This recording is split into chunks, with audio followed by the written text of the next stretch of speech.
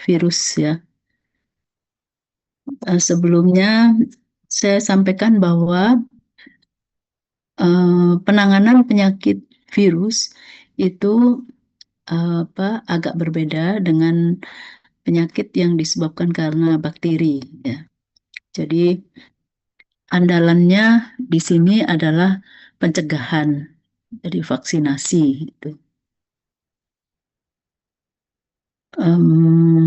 Secara umum, jadi penggunaan antibiotika untuk penanganan penyakit virus itu adalah ditujukan untuk infeksi sekunder dari bakteri, gitu ya. Ya, baik. Penyakit Newcastle disease itu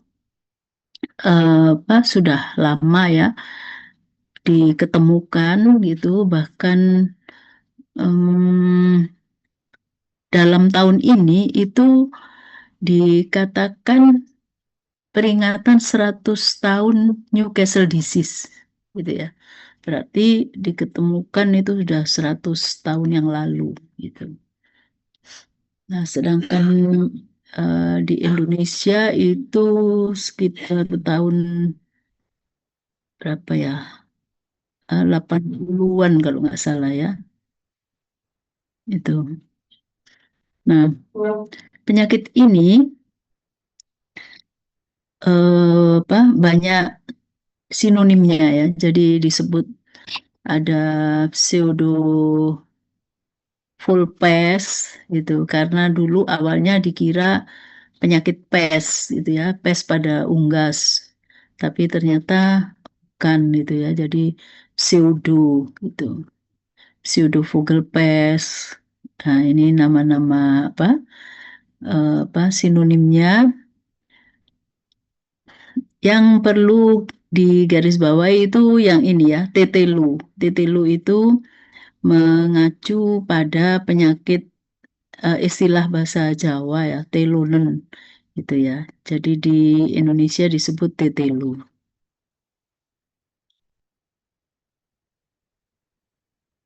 Penyakit eh, Newcastle disease itu disebabkan karena virus yang ada berbagai macam untuk virulensinya gitu ya. Keganasannya itu ada berbagai macam sehingga menyebabkan bentuk penyakit yang berbeda gitu ya, berbeda-beda. Yang pertama ini disebut bentuk Doyle. Doyle ini sangat ganas ya, jadi virusnya sangat ganas, maka disebut velogenik gitu ya, velogenik. Jadi kalau sangat ganas itu velogenik, kemudian yang moderate itu mesogenik, yang ringan lentogenik atau yang tidak ada gejala disebut asimptomatik gitu ya. Lentogenik enterik itu. Nah, untuk velogenik itu ada dua macam ya, dua macam. Lebih dominannya itu adalah lebih ke organ-organ viscera gitu ya. Viscera terutama saluran pencernaan itu. Kemudian yang bentuk kedua itu lebih ke syaraf gitu ya. Syaraf. Untuk yang bentuk kedua ini disebut beach. Gitu. Kemudian biodate itu mesogenik dan lebih ke syaraf gitu ya. Nah, Hirschner itu ringan, bentuk yang ringan atau disebut lentogenik. Lentogenik respiratorik karena terutama itu di respirasi. Nah, kemudian ini yang tanpa gejala itu ya, asimptomatik, tetapi ada di viscera, saluran cerna gitu ya, gangguannya, maka disebut lentogenik enterik gitu. Nah, tanda-tanda penyakit ND itu secara umum itu adalah gejala syaraf ya, gejala pencernaan dan gejala syaraf. Ya, tergantung tadi jenis virusnya dominan yang mana gitu ya. Tetapi gejala keduanya itu muncul gitu ya. Nah, untuk yang velogenic viscerotrophic VVND ini itu lebih ke gejala viscera ya. Jadi diari gitu, diarinya berat gitu. Tetapi gejala syaraf itu juga masih muncul, yaitu ditandai dengan tortikolis, tremor, dan paralisa dari sayap. Kalian sudah tahu ya, yang disebut tortikolis itu seperti apa? Ada yang salah satu bisa menjelaskan tortikolis? Belum, dokter. Belum, Prof. Belum ya? Dari sekian, belum ada yang pernah tahu apa itu tortikolis?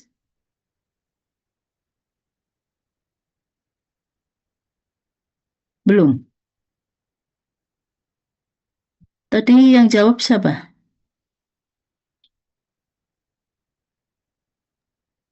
Saya, Prof. Oh iya, Naswa Sasik. Naswa ya. Naswa belum pernah tahu. Yang lain ada? Belum pernah mendengar? Baru kali ini? Iya, Prof.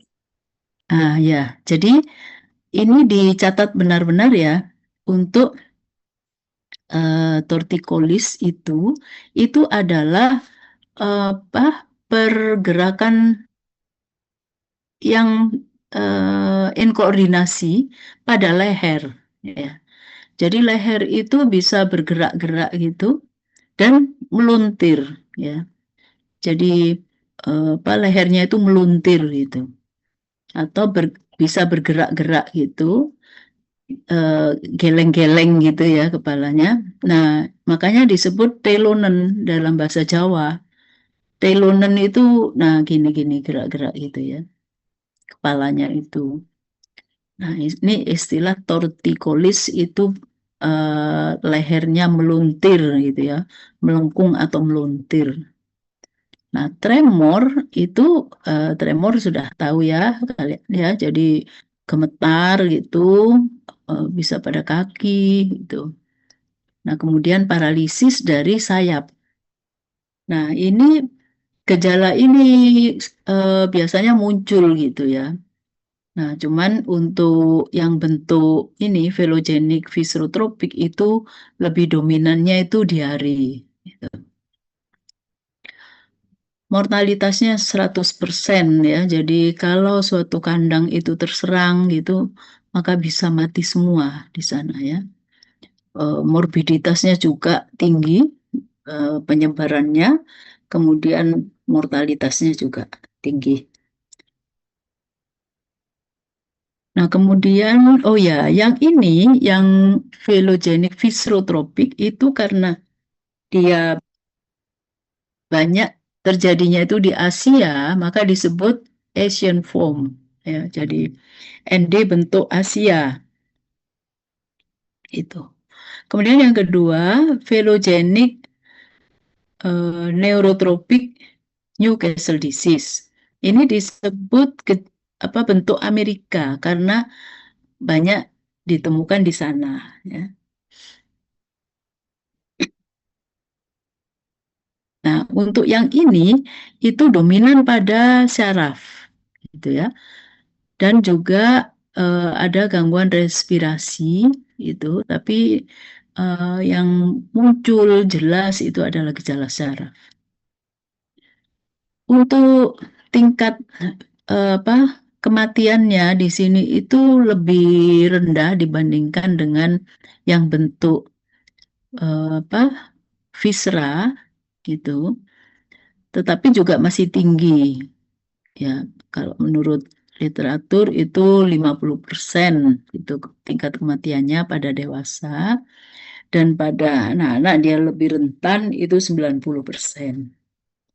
Atau kalau disertai infeksi sekunder tentu saja ya, itu akan lebih tinggi. Nah, untuk yang tipe-tipe lain itu ada gejala tersebut, tetapi dia lebih ringan ya. Jadi yang muncul itu ringan, biasanya sesak napas gitu ya. Kemudian tingkat kematiannya juga lebih ringan. Nah, kecuali kalau ada infeksi sekunder oleh mikroorganisme lain.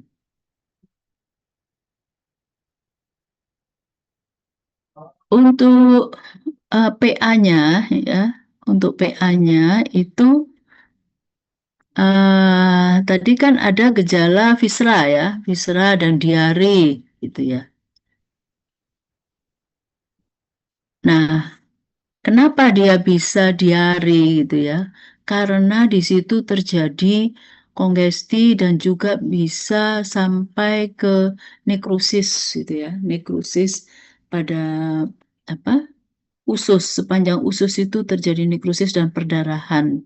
Nah, bisa dibayangkan ya kalau sepanjang usus itu perdarahan, tentu apa makanan itu tidak bisa dicerna gitu dan langsung dikeluarkan ya, jadi diare.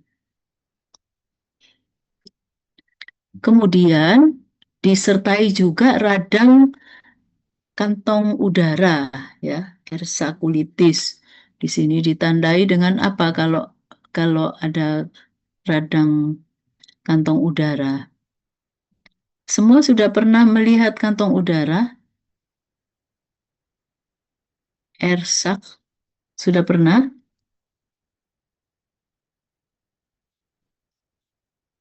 Sudah pernah nekropsi unggas kan ya? Sudah, Prof. Sudah ya?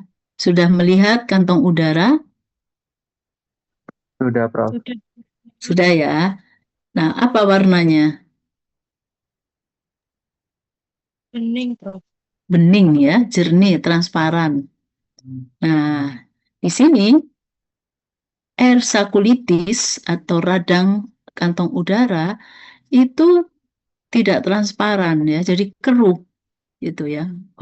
Warnanya keruh. Kemudian terkadang ada penebalan, ada apa plak fibrin gitu ya. Jadi tampak menebal gitu. Ya, warnanya tidak transparan lagi gitu ya. Kadang kekuningan gitu. Nah, kemudian ada apa? Radang kataral di semua organ, yang utama adalah organ viscera. Nah, ND ini bisa terjadi pada broiler maupun layer. Ya. Nah, untuk layer itu kalau pada periode apa bertelur ya, jadi umur produktif itu bisa diketemukan kuning telur itu di rongga perut, gitu ya. Kemudian folikel ovarium itu apa lembek, hancur, hampir hancur gitu ya, dikatakan sebagai membubur itu. Terus ada kemerahan, hemoragi gitu ya. Nah,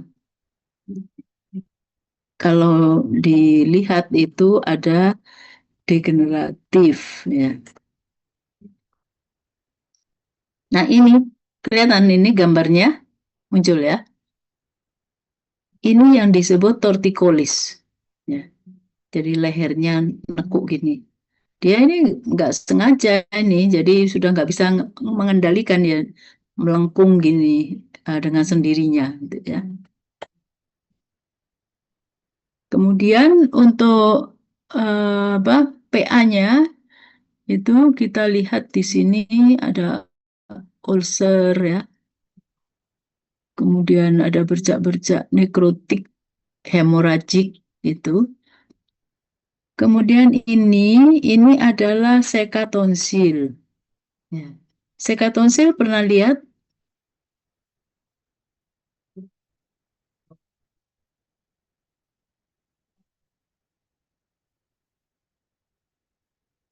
sudah pernah lihat, yaitu di percabangan sikum ya. Percabangan sikum, di situ mau masuk ke sikum itu ada area limfoid di situ ya. Nah, itu kalau di itu ada kecurigaan penyakit ND itu saya diinsisi bagian situ, kemudian dilihat apakah ada peradangan gitu ya. Kemudian selain itu ada gejala khas yaitu di proventriculus. Proventriculus itu ada perdarahan, bisa berupa PTHY ya, apa tuh kecil-kecil titik-titik kecil itu bisa juga ekimosis yang lebih lebar gitu ya. Jadi ini khas diingat-ingat loh ya, proventriculus dan sekatonsil. Nah, gejala khas suatu penyakit di mana tidak dijumpai pada penyakit lain itu disebut patognomonik ya.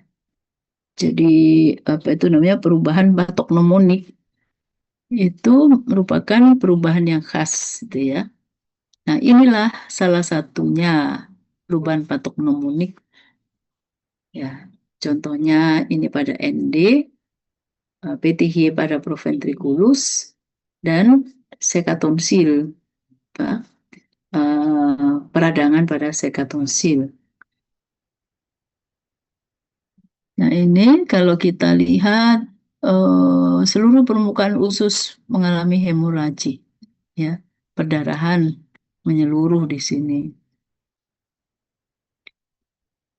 Nah, ini gambar ini diambil yaitu pada ketika terjadi apa ini replikasi yang hebat dari virusnya gitu ya,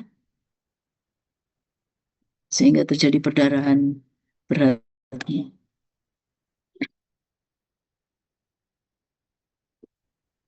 Nah, kalau kita lihat secara umum gitu ya, pada sistem sirkulasi apa yang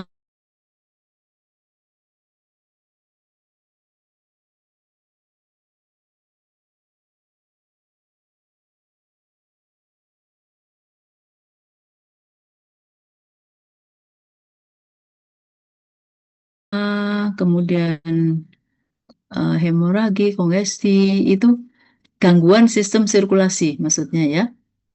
Nah, edema ini akumulasi cairan di luar pembuluh ya, ini. Kemudian hemoragi,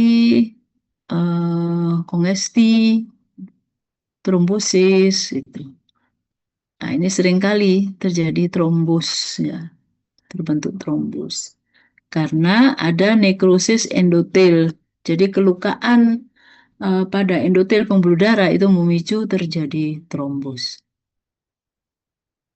Kemudian untuk sistem limfoid itu juga terganggu, yaitu bisa terjadi nekrosis pada limpa atau jaringan limfoid yang di sepanjang usus, mungkin sistem respirasi itu menghilang ya. Jadi terkikis gitu, hilang. Nah, kemudian pada hati itu ada hiperplasi sel retikulohistioid. Ya, jadi di hati itu ada Kupfer ya, sel Kupfer ya. Nah, ini akan mengalami hiperplasi, jadi makin banyak, kemudian juga terjadi nekrosis pada parenkim hepar, ya, bentuk nekrosisnya multifokal. Artinya ada fokus-fokus gitu, tapi banyak gitu ya di jaringan itu merata gitu. Nah, perubahan pada usus tadi sudah ya disampaikan, nekrosis hemoragis atau nekrosis hemoragik. Itu ditandai dengan kelukaan pada permukaan usus dan juga ada perdarahan. Untuk saluran napas itu ditandai dengan kehilangan silia ya. Kita ingat ya di saluran napas, nah ini yang bagian atas itu ada sel-sel yang bersilia gitu ya. Nah, silianya itu bisa luruh. Terus terjadi kongesti, edema, infiltrasi leukosit, dan makrofag. Perubahan histologi pada paru itu dan bronkus ini apa ya, mencerminkan perubahan PA-nya gitu ya. Tadi terjadi perdarahan gitu. Terus ataupun terjadi hiperemia gitu. Pembuluh darahnya masih utuh tapi di situ pasokan darah tinggi di sana ya. Kemudian ada hemoragi, edema. Kemudian terjadi juga perdarahan pada vesika vilea dan jantung. Ini jarang ya. Jadi penyakit-penyakit yang lain itu jarang ada perubahan pada jantung. Kemudian otak juga mengalami perubahan yang khas, yaitu disebut perivascular cuffing. Ada yang pernah melihat perivascular cuffing?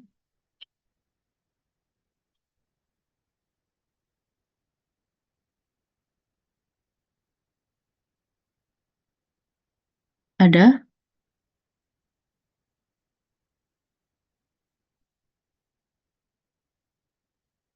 Apa itu perivascular cuffing?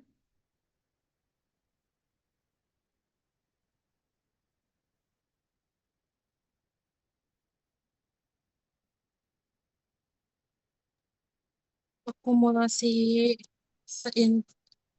seradang pada pembuluh darah otak, Prof. Kurang tepat.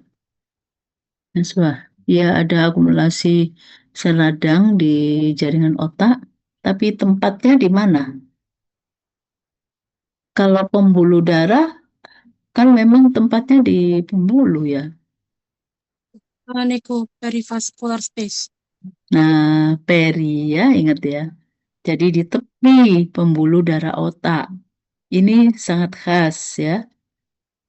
Jadi bukan di lumennya, kita ketemukan itu di pinggirnya. Ya, perivascular space itu ada nama tertentu, sebutan perivascular space disebut Virchow-Robin space ya. Ya, terima kasih Naswa.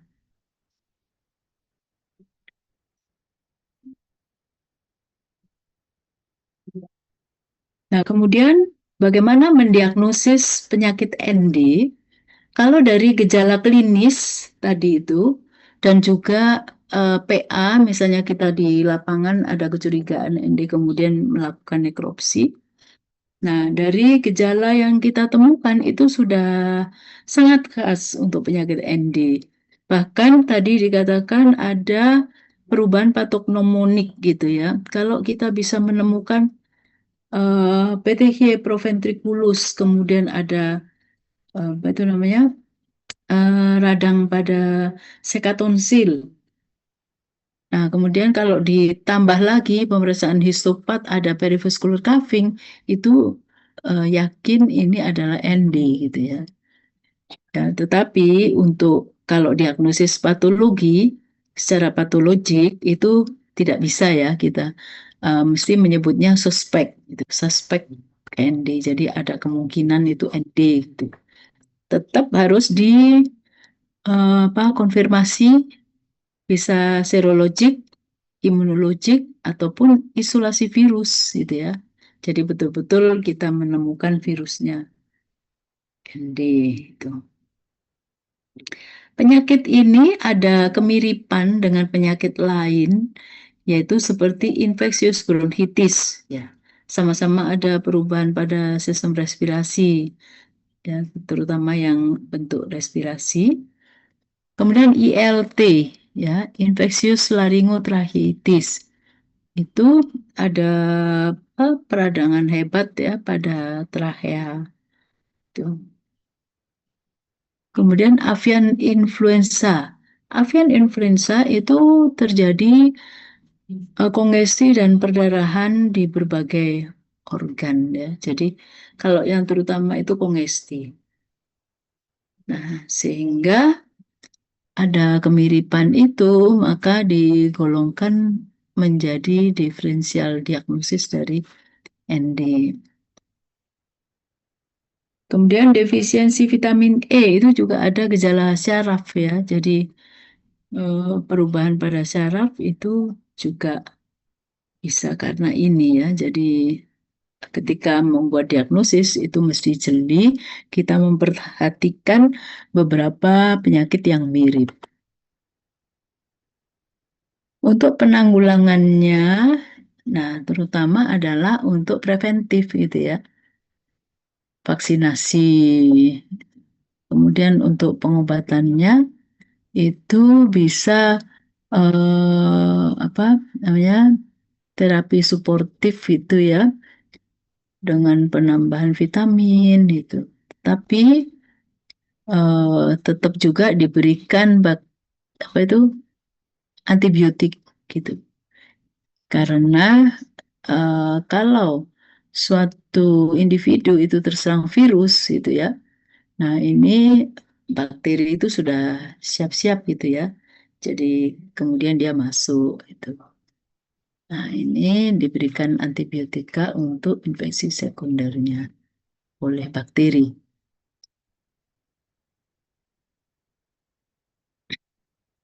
Kemudian biosecurity di kandang itu wajib ya harus. Jadi kalau suatu kandang yang menerapkan biosecurity dengan bagus, itu jarang ada kasus penyakit. Ya. Nah, bagaimana apa saran gitu ya yang diberikan itu ini sanitasi gitu ya, itu sangat penting. Kemudian desinfeksi berkala gitu. Nah, kemudian yang merupakan faktor pendorong gitu ya terjadinya peningkatan eh,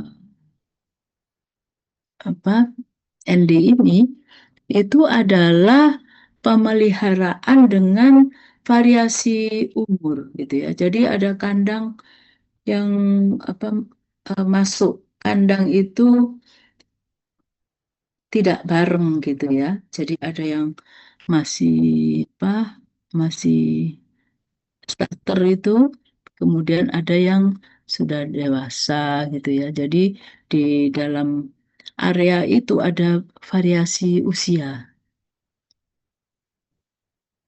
Nah, untuk program vaksinasi itu apa tiap company ya, tiap produsen itu berbeda-beda. Jadi kita mengikuti arahan yang diberikan. Sampai sini ada pertanyaan?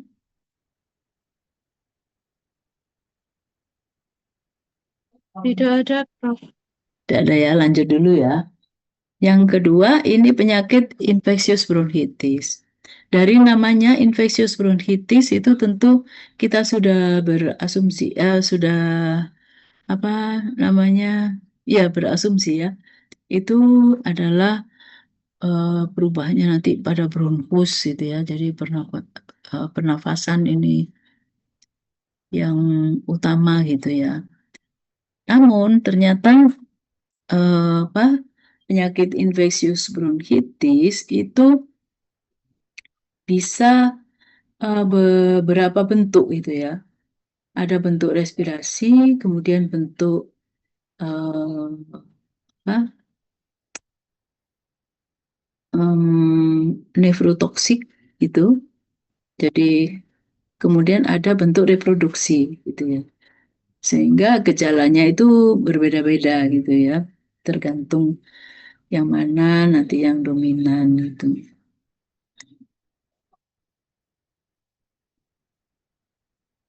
Nah, ini gejalanya dibedakan antara anak ayam dan yang lebih dari 6 minggu gitu ya. Karena ini berbeda gitu. Nah, pada penyakit ini itu ada eh, batuk gitu ya. Jadi ada gejala seperti batuk itu. Namun untuk yang anak ayam itu batuknya itu apa ngorok basah gitu ya. Bentar ya.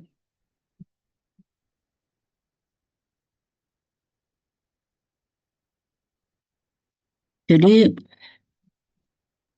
eh, ngorok basah, sebentar ya.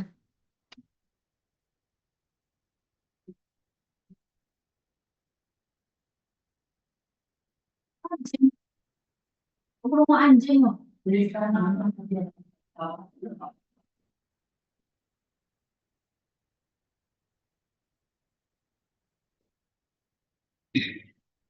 Ya, jadi kalau kita di lapangan itu mesti memahami gangguan di respirasi itu suaranya itu berbeda-beda ya. Untuk yang infeksius bronkitis itu karena dia ada eksudat, jadi ada slam gitu, sehingga ada apa suara ngoroknya gitu ketika bernafas itu. Kemudian ya tanda-tanda umum ini ya, anak ayam itu berkumpul di bawah pemanas itu penyakit apapun itu seperti itu ya. Kemudian mortalitasnya 30%. Nah, untuk yang lebih dari 6 minggu itu batuknya itu agak berkurang suara nguruknya ya.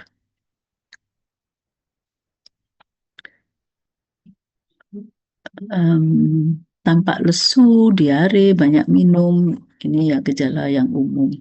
Mortalitasnya untuk yang lebih besar itu 25%. Nah, penyakit ini juga terutama itu adalah pada layer ya, yang utama. Sehingga di sini ada gejala penurunan kualitas maupun kuantitas dari telur. Itu ada dua bentuk di sini. Yang bentuk pertama itu terjadi penurunan kualitas dan kuantitas dari produksi telurnya. Kemudian bentuk telurnya sendiri itu ada perubahan juga.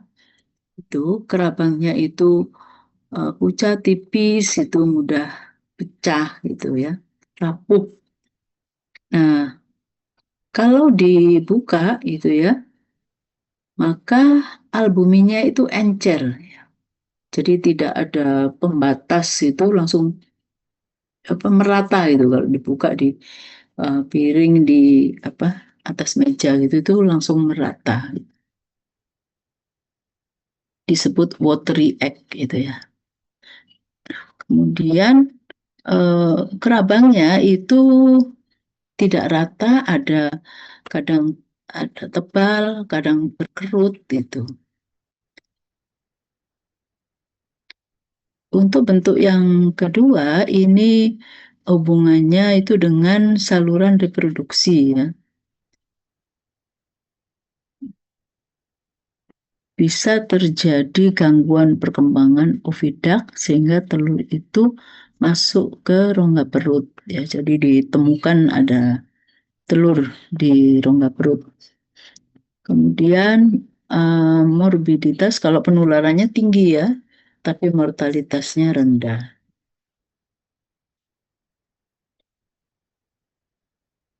Nah, tanda-tanda PA-nya itu tadi kan ada apa? Batuk ya, batuk yang ngorok gitu. Nah, ternyata di sini bisa kita ketemukan eksudat serus ya, jadi bertingkat kataral sampai kasius, jadi memadat, eksudat yang memadat. Kemudian Eh, bahkan ini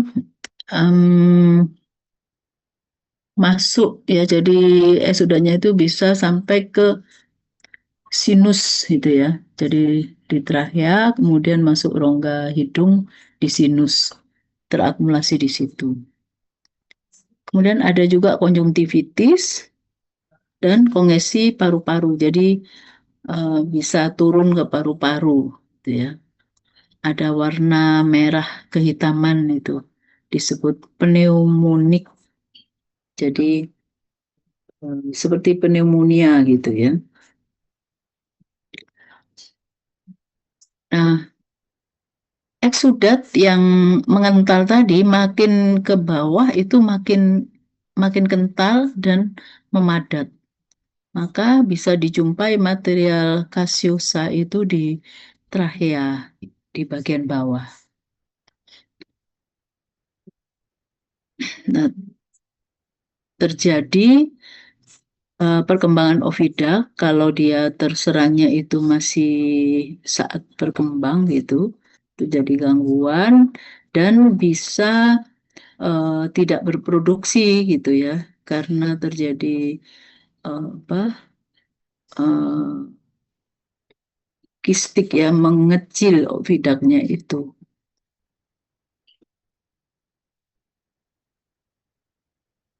Untuk histopatologinya itu tadi kan ada ngorok ya di sistem respirasi itu. Nah, ngorok itu karena ada eksudat gitu ya. Ada eksudat, terus eh, lama-lama ini epitelnya itu terkikis gitu ya. Epitel ini kan bersilia di sana.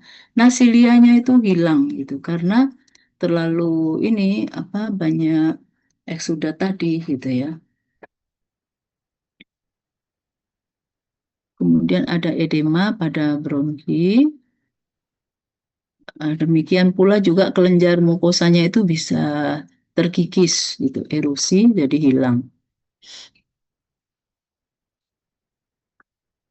Nah, di sini apa karena ada peradangan itu maka ada infiltrasi sel-sel radang terutama limfosit dan sel plasma ya.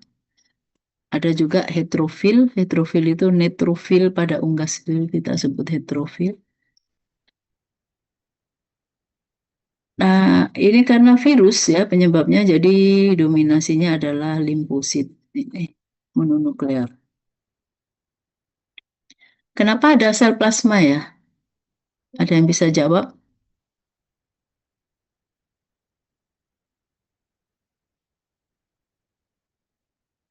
Sel plasma itu adalah berasal dari limfosit B ya. Limfosit B ini kalau ada dia ada paparan gitu, maka dia akan proliferasi ya, jadi memperbanyak. Kemudian ada masih ini apa itu namanya tetap limfosit gitu ya. Tetapi ada yang berdiferensiasi menjadi sel plasma. Sel plasma itu adalah limfosit B yang siap memproduksi antibodi, gitu ya. Radang pada ovidak, jadi di permukaan di jaringan itu ovidak dipenuhi sel-sel radang.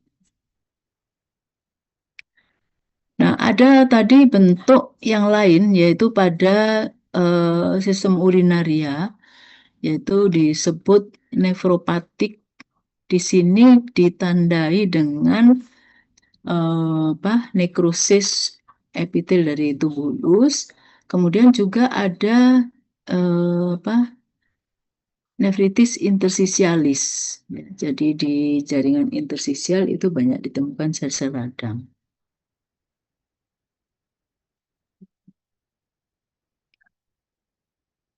Gambarnya nanti ya. Nah, kemudian yang selanjutnya adalah infeksius laryngotracheitis.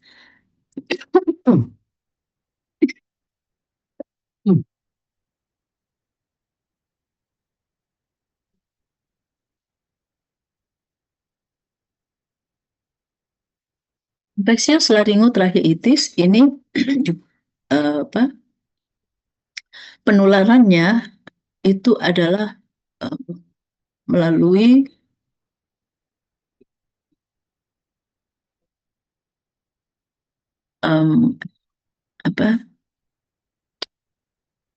ini ya,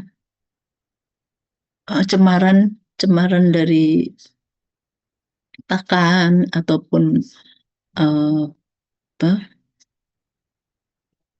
udara ya dari eksudat yang dikeluarkan atau feses yang dikeluarkan.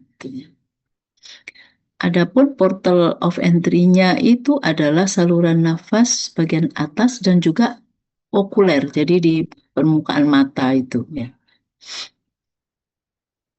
Nah, terutama adalah saluran pernafasan, tetapi bisa juga memakan pakan yang tercemar itu, tetapi di sini ada yang menyentuh dari epitel rongga hidung gitu ya, dari makanan itu. Jadi portal of entry-nya memang epitel saluran nafas gitu. Gejala klinis dari ILT ini ada dibedakan bentuk yang berat itu dan ringan atau moderate. Bentuk yang berat itu radangnya itu akut ya. Kemudian ada sesak napas yang sangat parah yang nyata. Nah, ini karena eksudat yang dihasilkan itu kental gitu ya. Eksudatnya itu kental, kemudian dia akan menghalangi saluran napas itu ya. Ketika bernapas, dia seperti tercekik. Jadi lehernya itu dijulurkan gitu sambil membuka paruhnya itu, membuka mulutnya, kemudian ada suara yang seperti tercekik. Jadi suaranya itu bukan yang ngorok, yang basah gitu. Jadi kelihatan kayak gesekan dari eksudat yang kental gitu ya. Eksudat itu bisa juga dikeluarkan melalui hidung atau mulut, yaitu berupa eksudat yang kental bercampur dengan darah. Pada wajah itu biasanya sianusis atau di cenggernya itu. Sianusis itu ditandai dengan warna kebiruan ya. Nah, ini karena dia kekurangan oksigen, susah napas tadi ya, bernafasnya kesulitan sehingga kekurangan oksigen. Kematian yang terjadi ini biasanya karena asfiksia. Penularan sangat tinggi, mencapai 100%, tapi mortalitasnya bisa dikatakan rendah ya. Nah, gejala ini ada yang asimptomatik, ya, tidak muncul gejala, sampai yang sangat jelas gejalanya. Jadi ada bervariasi gitu. Asimptomatik, jadi dia tidak muncul gejala, tapi tetap menularkan ya. Ini karena penyakit ini bersifat carrier.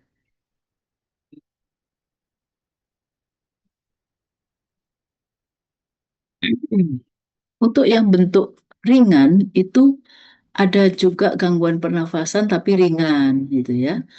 Konjungtivitis, jadi sama sebetulnya gejalanya tapi derajatnya itu lebih ringan.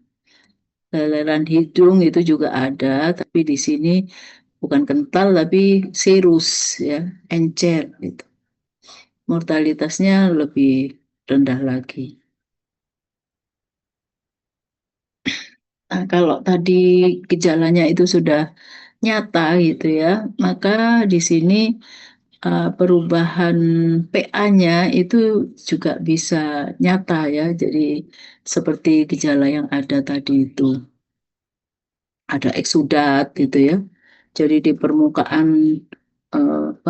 di permukaan mukosa itu ditemukan ini ya, eksudat kasius, kemudian juga ada endapan fibrin sehingga ada apa itu namanya pseudomembran ya.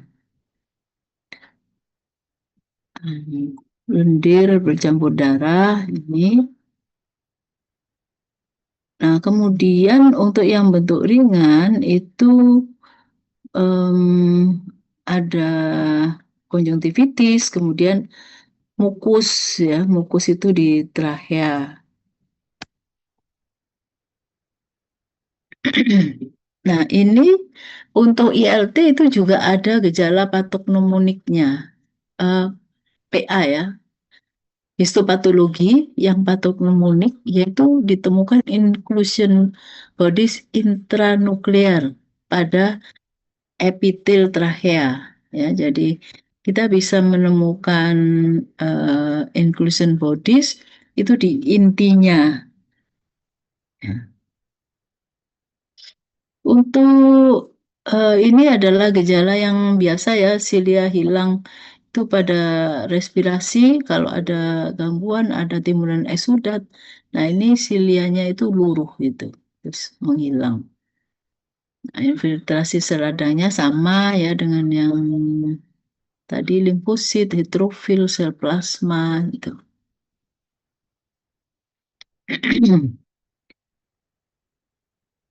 Nah, penyakit-penyakit yang disebabkan karena virus ini bisa menyebabkan imunosupresi gitu ya. Jadi menekan respon imun lah. Kenapa? Karena kan ada apa kerusakan sistem limfoid gitu ya, sehingga dia tidak bisa membentuk sel-sel imunokompeten dan juga apa ada pengosongan-pengosongan gitu ya.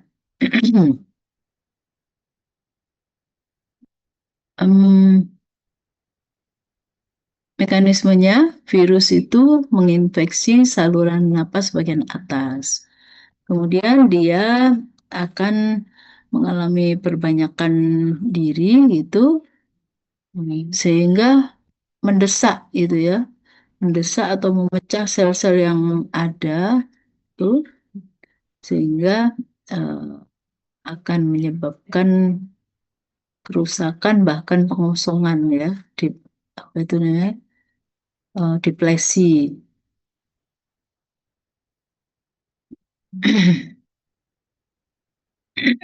Ini biasanya terjadi di saluran respirasi atas. Sel yang rusak tadi itu eh, pada sistem limfoid ya, termasuk kelenjar Harderian, terus sel-sel limfoid pada sinus hidung, pada mukosa-mukosa yang lain gitu ya. Jadi di sepanjang sistem respirasi itu. Nah, sehingga di sini terjadilah penurunan sistem pertahanan yang lokal, ya. Kemudian karena tidak bisa memproduksi antibodi gitu ya,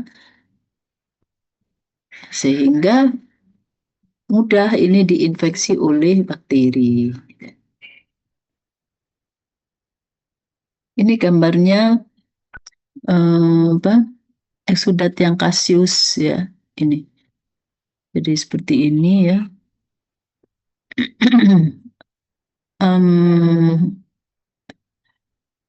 Fibrinus juga ya. Jadi kaseosa juga seperti ini gambarnya, tapi biasanya di trachea bagian bawah, terutama pada infeksius bronkitis tadi itu ya. Pada ILT itu apa kental kan ya, lebih kental. Kemudian ini um, apa sangat nempel gitu di mukosanya itu. Disebut apa fibrin ya, jadi pseudomembran tadi karena ada apa endapan fibrin. Ini bisa sangat menyumbat dan terjadi aspeksia.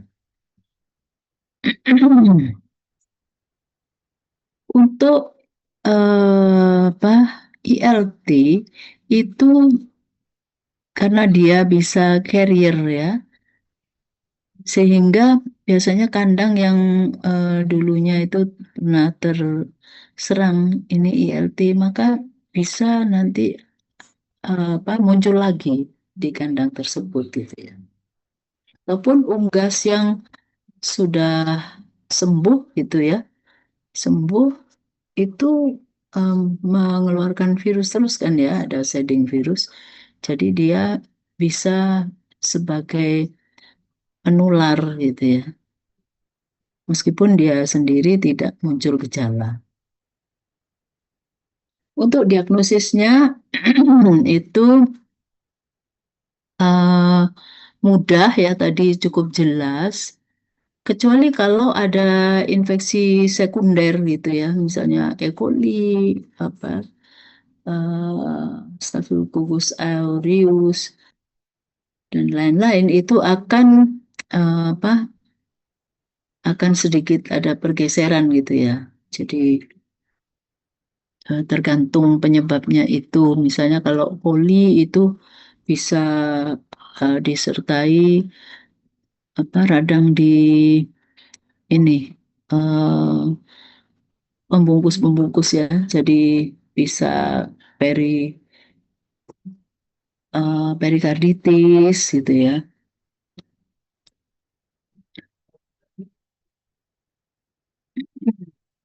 Ini untuk diagnosisnya berdasarkan tadi itu apa gejala yang tampak itu, terus juga ditegaskan dengan isolasi virus dan serologik. Pengendalian itu sama dengan penyakit virus yang lain, terutama adalah biosecurity dan juga diberikan multivitamin itu, dan antibiotika itu adalah untuk infeksi sekundernya.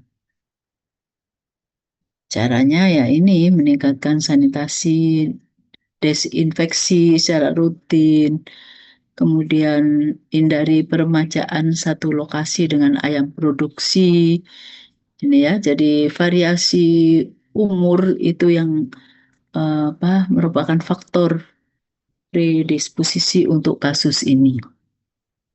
Kemudian eh, ya, untuk memasukkan pulet itu harus dilihat apa, di registernya itu dilihat sejarahnya gitu ya. Apakah pernah terserang ILT?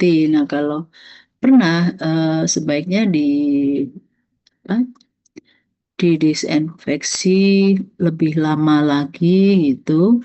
Kemudian tidak buru-buru diisi gitu ya kandangnya itu. Untuk program vaksinasi sama dengan penyakit yang lain itu apa berdasarkan ini apa program di masing-masing produk itu, dan juga dipertimbangkan tingkat tantangan virus di lapangan itu ya. Jadi apa seperti apa kondisi di lapangan, nah vaksinasinya itu mengikuti.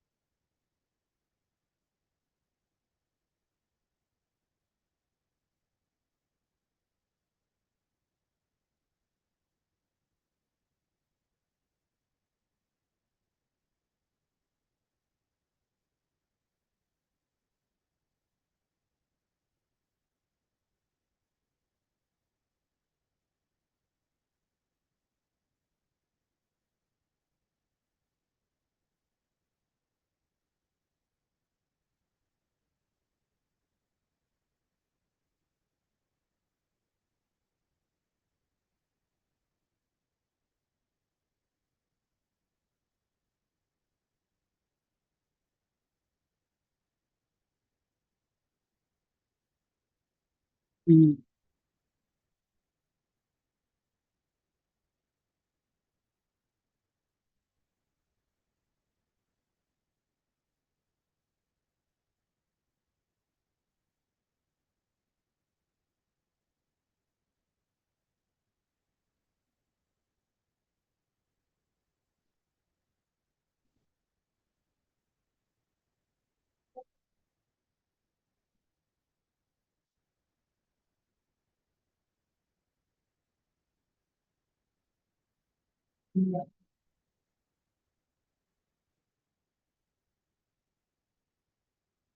Sebentar saya nyari ininya di mana ya untuk share screen.